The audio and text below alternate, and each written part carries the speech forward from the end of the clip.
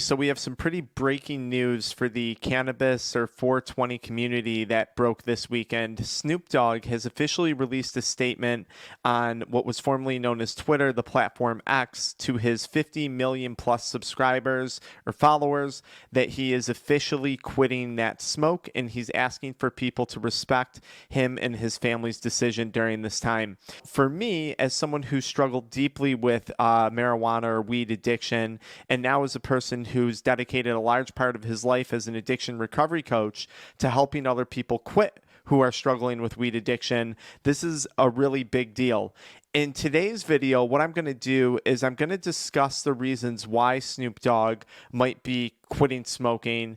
I'm going to look at various factors as to why this is going to be challenging for him. And then I'm going to talk about some things that he can expect to face as someone who's been smoking weed for a majority of his life. If you wind up enjoying the content in today's video, or you yourself are looking to quit smoking, be sure to check out the pinned comment or the video description to learn more about our addiction mindset recovery coaching free and paid resources. So the first reason that Snoop Dogg might be quitting that smoke might be as simple as it's a promo for something else, but I actually think this is very unlikely.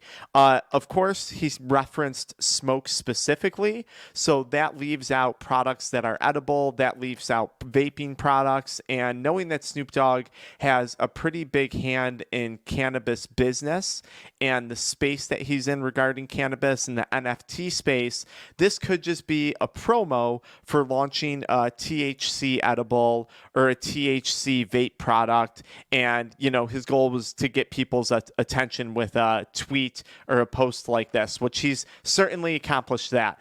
And I wouldn't put that past Snoop Dogg, because despite the fact that this guy smokes a hella amount of weed, he even has his own blunt roller, I think, that he employed at one point throughout his life. He is a genius when it comes to marketing, and he is a pretty big genius when it comes to running business and promotion, right? He's in the entertainment industry. He understands promotion. So it's a big possibility. Another reason that he might be quitting that smoke, or might be quitting cannabis in general, at his age, around the age of 52, it could be related to two possibilities. One is health concerns, and we'll talk about the different health concerns he might be facing. Possibility number two is for personal development reasons. And I'm going to explain what that means as far as becoming a grandfather and a father in a moment. Let's look at the possible health complications though first. So it's normally when a person hits somewhere between the age of 40 and 50, 40 being the more common age, that a people's going to reassess smoking cigarettes, drinking alcohol, smoking weed, because this is where they're really starting to feel a lot of the physical and psychological impacts of their weed or drug consumption. Problem number one that he might be facing is something called cannabinoid hyperemesis syndrome. This is a syndrome that people who smoke a lot of weed may experience, and involves excessive amounts of vomiting. It involves weight loss. Snoop is a pretty skinny guy, always been a skinny guy though, so I'm not implying that that's what's happening to him, but it could involve extreme weight loss. It could involve nausea. It could involve an inability to eat food without getting stoned or you feel nauseous. It can CHS. It can manifest as extreme muscle pain, only relieved by hot showers, and it often results in ER visits for people and things like that. Now, that's one possibility for Snoop Dogg. He might be suffering the early stages of something like cannabinoid hyperemesis syndrome. Even if he's not vomiting, he could be in that prodromal phase, and he's a rich guy. He probably has access to good health care. He might have been informed of this recently. It's very possible. Problem number two is pulmonary and lung and cardiac issues. Again, this is typically the age where you would see that. Things like emphysema, COPD, or other inflammatory or harmful lung diseases are a real possibility for him. Now, a lot of people are going to say dude, no, smoking doesn't cause lung cancer. Smoking doesn't cause COPD. Weed doesn't do that. Actually, weed has about 2 times the amount of tar as your traditional cigarette tobacco products, okay? And that's important because a lot of people who smoke weed don't smoke the quantity of weed in the form of like blunts and dry herb that Snoop Dogg does. So when you're chain smoking weed all day long, now you're getting 2 times the amount of tar that someone that smokes cigarettes.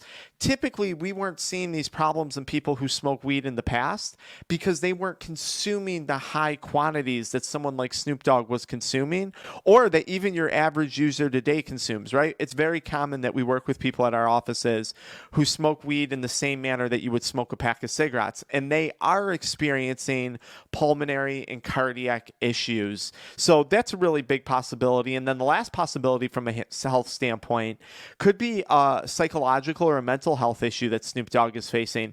I remember during the elections, and I really have no input on politics. I could care less about politics, but I remember Snoop Dogg's very firm stance on, his political views. And I remember some of his behaviors revolving around it.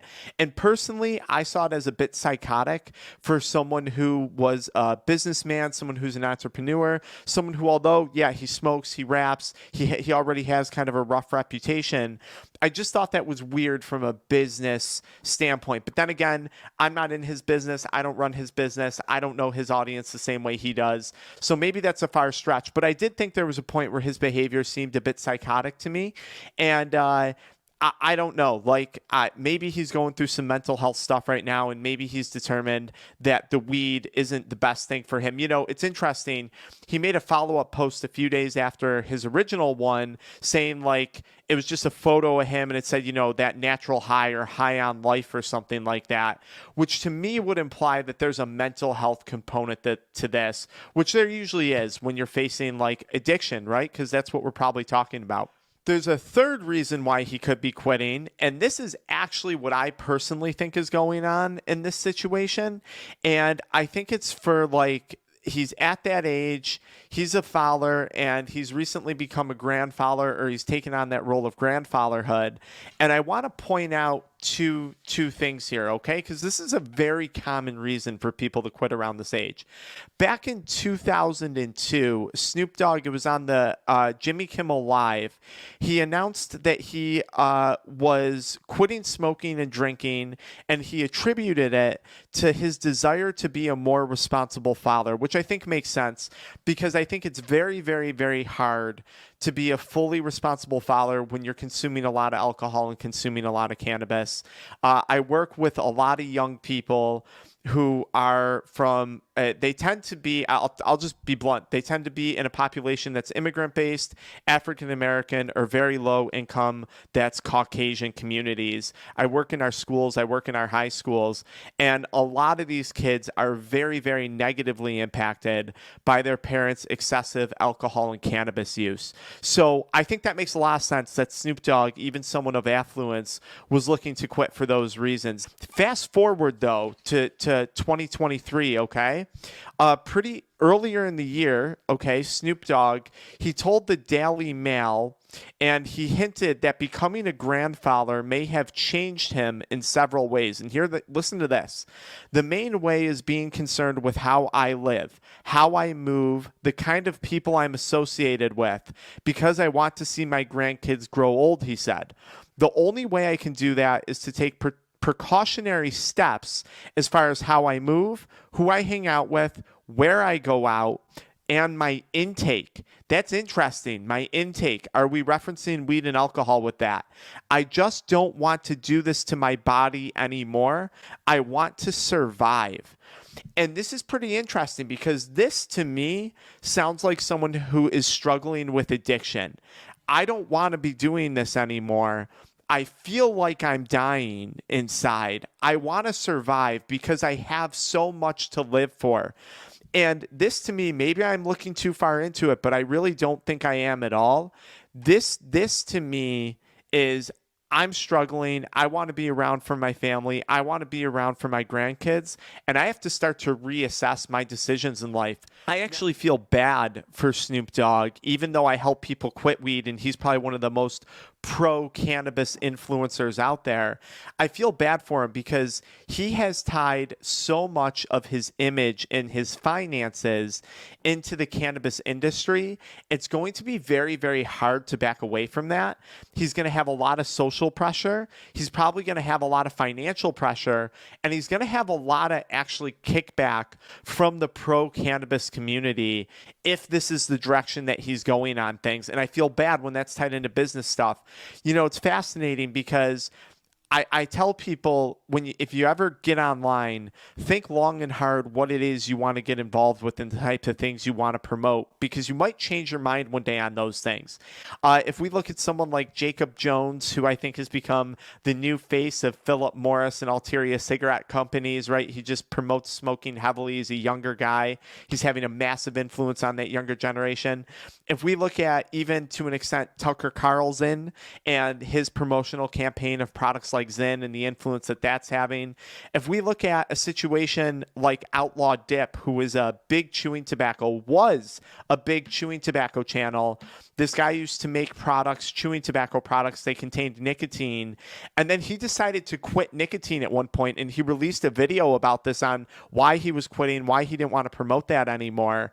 I mean, it's really hard to break away from that image, especially once you've tied it into your image and your personality and your business, when you change your mind later on down the line. And I think this is a struggle that Snoop Dogg may be looking to face. But on a positive note, he is facing some big support. You know, I think Meek Mill reached out on X, Twitter, whatever you want to call it, and said, hey, I'm going to Dubai. I'm looking at quitting myself for various reasons revolving around self-improvement and just wanting a better quality of life. You had a lot of people actually reaching out saying the same thing. We could look at this and say, okay, what is it that Snoop Dogg should expect going forward? He's probably going to go through some withdrawal symptoms, right? It was in 2020 or 2022, the Journal of the American Medical Association looked at 23,000 people who consumed cannabis, and 43% of them experienced withdrawal symptoms, physical withdrawal symptoms and psychological withdrawal symptoms related to quitting cannabis: insomnia, muscle aches, body aches, headache, cravings being a really big one, mood changes in appetite, stomach problems, bowel pattern changes, all things that we see, irritability, all things that we see with your traditional substance use withdrawal symptoms. All of these things people see related to cannabis. I think if Snoop Dogg is actually quitting THC altogether, he probably is going to have a little bit of a hard time just because of the quantity and the amount of years that he's been smoking, but it's not impossible. We see people in our programs. We have people right here on our channel who have struggled with cannabis use for decades, who have successfully quit and improved their quality of life. Now, I got to plug my own channel. I got to plug my own stuff here. If you need help quitting, be sure to check out the pinned comment. We offer coaching programs for people. And if I were Snoop Dogg, I would pick out a bottle of our product, Crave Less Chewing Gum. You got 90 pieces of chewing gum in here. It contains KSM 66 ashwagandha and N-acetylcysteine. KSM 66 ashwagandha is an herb that's been clinically shown to reduce stress and anxiety, something that I would have liked when I was quitting smoking weed. And then we threw in there N-acetylcysteine, something that in early research seems to have a positive impact on dampening that craving and that impulsive, obsessive behavior to use a substance. So we took those two ingredients, we're the first people in the world to do it, and we put them into a chewing gum product, which also helps to satisfy that oral fixation and those oral cravings. It makes for better absorption of the ingredients. You can't find something like this on Amazon or in your local health food store. You can buy it right here through YouTube, or you can check out the links in the pinned comment to learn more on our Shopify website. All right, guys, download our free 7-step guide to quit smoking weed if you want nothing to do with this, or just follow me into the next video. And Snoop, if you're watching this, pick up my product and then follow me into the next video where I'm going to talk a little bit about the mindset to get through the withdrawal symptoms. I wonder if you're watching my channel right now. I hope you are. I'd love to be in touch if that's the case.